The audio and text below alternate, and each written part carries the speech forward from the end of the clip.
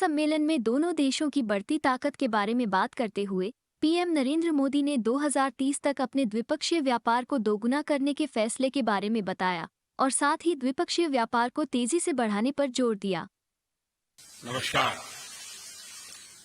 सबसे पहले मैं ग्रीस में फॉरेस्ट फायर्स की दुखदायी घटनाओं में हुई Θέλω καταρχήν εκ μέρους μου και εκ μέρους του λαού της Ινδίας να εκφράσω τα συλληπιτήριά μου για τις απώλειες ζωής.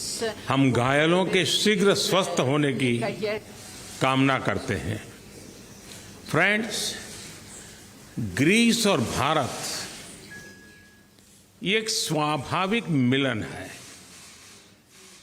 विश्व की दो पुरातन सभ्यताओं के बीच, विश्व के दो पुरातन लोकतांत्रिक विचारधाराओं के बीच और विश्व के पुरातन व्यापारिक और सांस्कृतिक संबंधों के बीच, फ्रेंड्स, हमारे संबंधों की नींव जितनी प्राचीन है उतनी ही मजबूत है।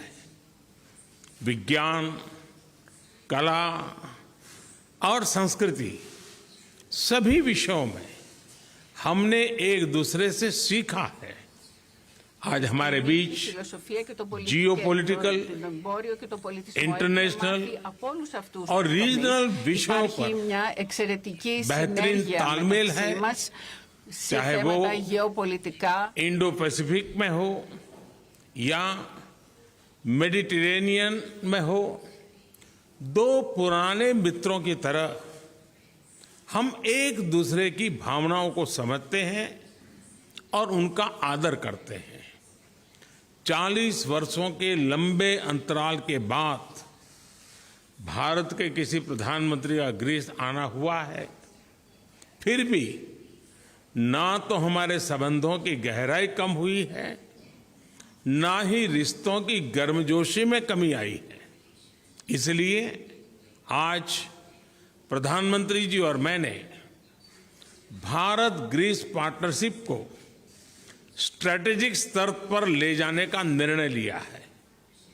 हमने तय किया है कि हम डिफेंस एंड सिक्योरिटी, इंफ्रास्ट्रक्चर, कृषि, शिक्षा, न्यू एंड इमर्जिंग टेक्नोलॉजी और स्किल डेवलपमेंट के क्षेत्रों में अपने सहयोग को बढ़ाकर अपनी स्ट्रैटेजिक पार्टनरशिप को मजबूती देंगे। फ्रेंड्स, रक्षा और सुरक्षा के क्षेत्र में हमने सैन्य संबंधों के साथ साथ रक्षा उद्योगों को भी बल देने पर सहमति जताई। आज हमने आतंकवाद और साइबर सिक्योरिटी के क्षेत्र में आपसी सहयोग पर भी चर्चा की। हमने तय किया कि हमारे राष्ट्रीय सुरक्षा सलाहकारों के स्तर पर भी बातचीत का एक संस्थागत प्लेटफॉर्म होना चाहिए। प्रधानमंत्री जी और मैं सहमत हैं कि हमारा द्विपक्षीय व्यापार तेजी से बढ़ रहा है और आगे भी बढ़ोतरी की अपार संभावनाएं हैं। इसलिए हमने वर्ष 2030 तक अपने द्विपक्षीय व्यापार को 2 गुना करने का लक्ष्य तय किया है। आज अभी कुछ देर में प्रधानमंत्री जी एक बिजनेस मीटिंग की मेजबानी करेंगे। इसमें हम कुछ विशिष्ट क्षेत्रों पर दोनों देशों के बिजनेस प्रतिनिधियों के साथ चर्चा करेंगे।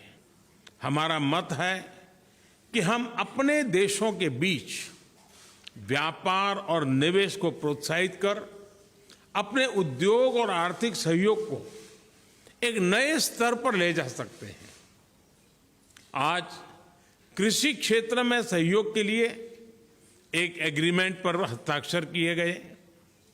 इस एग्रीमेंट से हम कृषि और बीज उत्पादन के साथ साथ रिसर्च, पशुपालन और पशुधन उत्पादन के क्षेत्र में भी सहयोग कर सकते हैं। फ्रेंड्स, दोनों देशों के बीच स्किल्ड माइग्रेशन को सुगम बनाने के लिए हमने जल्द ही एक migration and mobility partnership agreement करने का निर्णय लिया। हमारा मानना है कि अपने प्राचीन पीपल टू पीपल संबंधों को नया रूप देने के लिए हमें सहयोग बढ़ाना चाहिए। हम अपने शिक्षण संस्थानों के बीच सांस्कृतिक और शैक्षणिक आदान प्रदान को बढ़ावा देंगे। फ्रेंड, हमने राष्ट्रीय और अंतर्राष्ट्रीय मुद्दों पर भी चर्चा की। ग्रीस ने इंडिया ईयू ट्रेड और इन्वेस्टमेंट एग्रीमेंट पर अपना समर्थन प्रकट किया। यूक्रेन के मामले में दोनों देश डिप्लोमेसी और डायलॉग का समर्थन करते हैं। संयुक्त राष्ट्र और अन्य अंतर्राष्ट्रीय मंचों पर ग्रीस के सहयोग के लिए मैंने उनका धन्यवाद किया। भारत की G20 की अध्यक्षता को लेकर प्रधानमंत्री जी की शुभकामनाओं और प्रोत्साहन के लिए मैं उनका आभारी हूं। फ्रेंड्स, मैं हेलेनिक रिपब्लिक के लोगों और राष्ट्रपति जी का हार्दिक धन्यवाद करता हूं कि आज उन्होंने मुझे grand cross of the order of honour ने उससे सम्मानित किया। 140 करोड़ भारतीयों की ओर से मैंने यह पुरस्कार स्वीकार किया और अपना आभार व्यक्त किया। भारत और ग्रीस के साझा मूल्य हमारी लंबी और भरोसेमंद पार्टनरशिप का आधार है। लोकतंत्र के मूल्यों और आदर्शों को स्थापित करने और उन्हें सफल रूप से प्रचलित करने में दोनों देशों का ऐतिहासिक योगदान है। मुझे विश्वास है कि भारतीय और ग्रीको रोमन कला के सुंदर मिश्रण से बने गांधार स्कूल ऑफ आर्ट की तरह भारत और ग्रीस की मित्रता भी समय की शिला पर अपनी अमिट छाप छोड़ेगी। एक बार फिर ग्रीस के इस खूबसूरत और ऐतिहासिक शहर में आज मुझे और मेरे डेलीगेशन को जो आदर सत्कार मिला, उसके लिए मैं प्रधानमंत्री जी और ग्रीस के लोगों का हृदय से धन्यवाद करता हूं।